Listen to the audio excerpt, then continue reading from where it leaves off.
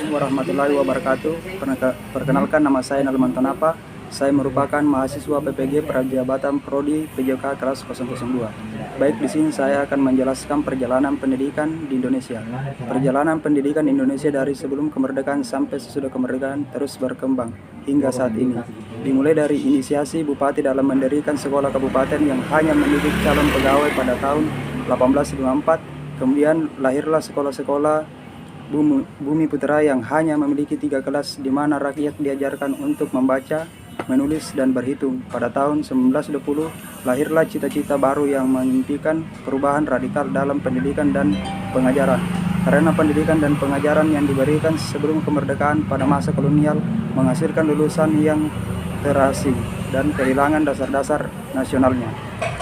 Untuk itu dibutuhkan upaya dalam mendidik kaum muda. Selain untuk membebaskan diri dari jeratan penjajah, pendidikan akan menjadi dasar kebudayaan nasional yang dapat mencerdaskan kehidupan masyarakat Indonesia.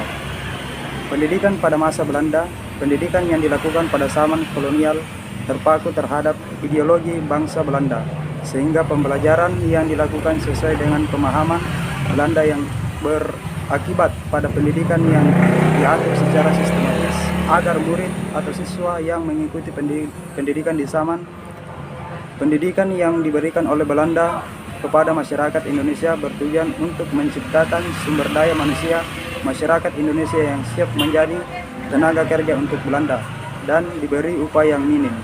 Dampak positif dari pendidikan yang diberikan Belanda adalah terbentuknya lembaga pendidikan di Indonesia yang dibangun oleh tokoh-tokoh pendidikan.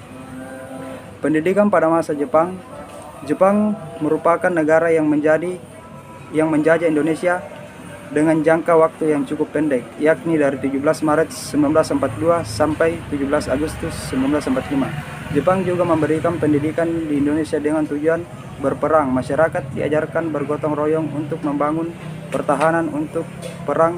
Masyarakat juga diajarkan untuk mengumpulkan hasil alam untuk bahan pangan perang.